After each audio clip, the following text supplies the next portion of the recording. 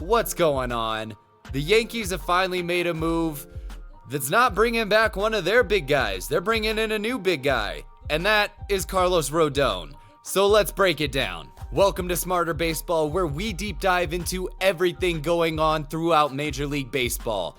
If you want to support the channel, like the video, subscribe to the page, and turn on notifications. We are on the hunt for 500 subscribers. Let's start this off with a bang, get to 500, and help this channel grow even more so we can cover even more baseball topics for you. So a lot of the big names are already off of the market.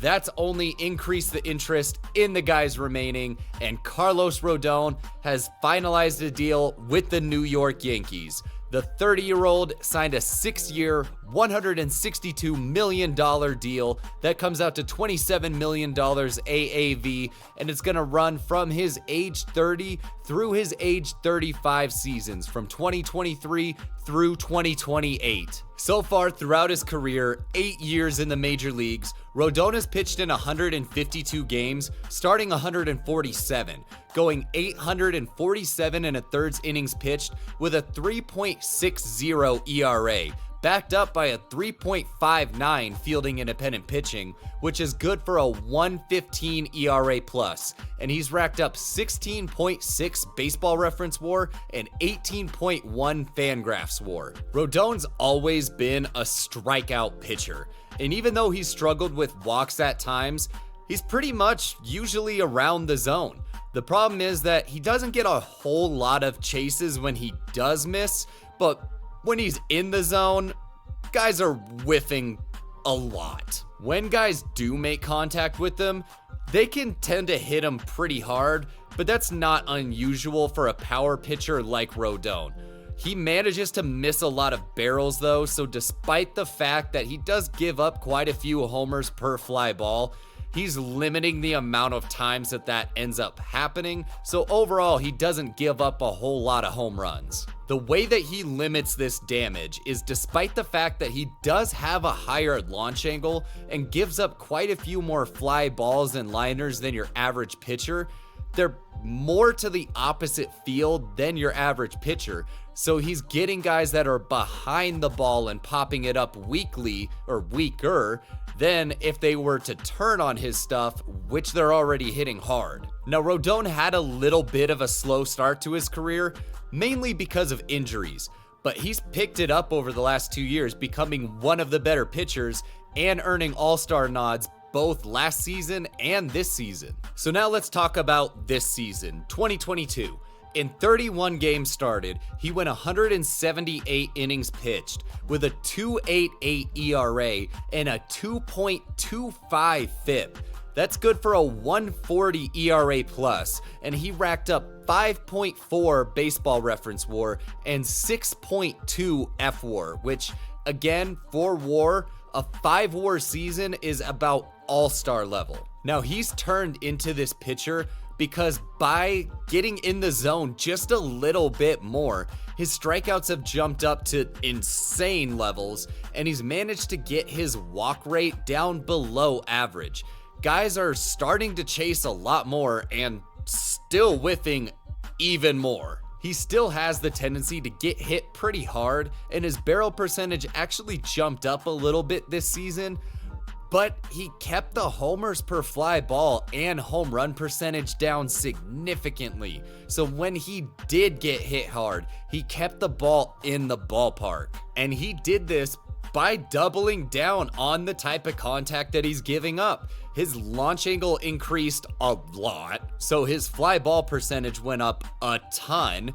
And on top of this, guys are hitting it to the opposite field even more than they already were. So once again, he's just getting guys just behind the ball and they're popping it up the other way instead of being able to turn on it and really do damage. Now, looking at his Baseball Savant percentile ratings from this year, it pretty much backs up what we've said up to this point. He has that tendency to get hit hard, but he's still one of the better pitchers when you look at all of these expecteds, because the dude just misses barrels. I mean, he misses bats in general, which helps him get an insane amount of strikeouts.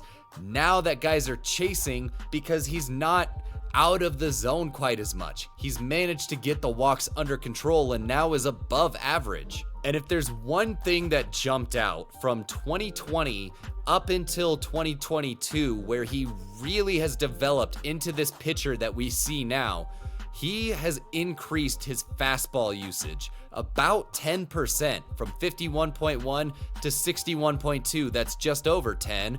Good adding, dude.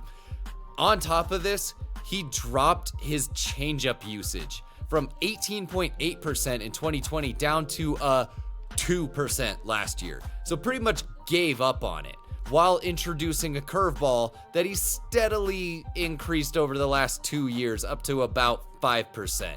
But mainly, he's just become a straight fastball slider guy, and he'll throw the other stuff just to throw you off every now and then. So the Yankees bring him into a rotation that in 2022 had a 3.51 ERA to go along with a 3.69 fielding independent pitching.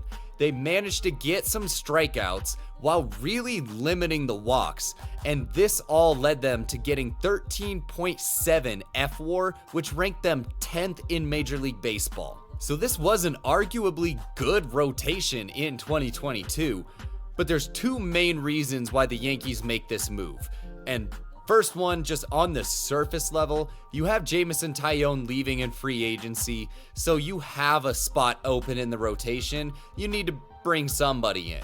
The second reason, and why I say they absolutely needed to bring somebody in, is that if you're going to compete in the playoffs with these other top tier teams, they pretty clearly needed to add another weapon at the top of this rotation. You pair a guy like Rodon with Cole, now you have an elite 1-2 to go toe-to-toe with any of these top teams in the AL. I mean, even just this last season, we saw how much a deadly rotation can drive success for a team because it helped the World Series champions in that way. So if you're the Yankees trying to compete for a World Series with teams like this, bringing in basically a second ace to pair with Garrett Cole is about a no-brainer move at this point. But there were a good handful of high-quality arms available this offseason. The Yankees ended up making this move. So comment down below, how do you think this is going to play out? Was this the right pitcher for the Yankees to bring in, and how is Rodon going to do in New York? Thank you as always for watching. I hope you enjoyed. If you did and you want to support the channel, like the video, subscribe to the page, and turn on notifications so that you can help the channel grow. And we're on the hunt for 500 subscribers, trying to build this thing up and really get it going so that we can bring you guys even higher quality content and dive even deeper into everything going on throughout Major League Baseball. Thank you for watching. Thank you for supporting. I hope you enjoyed. I hope you have an awesome day. I'll see you in the next one.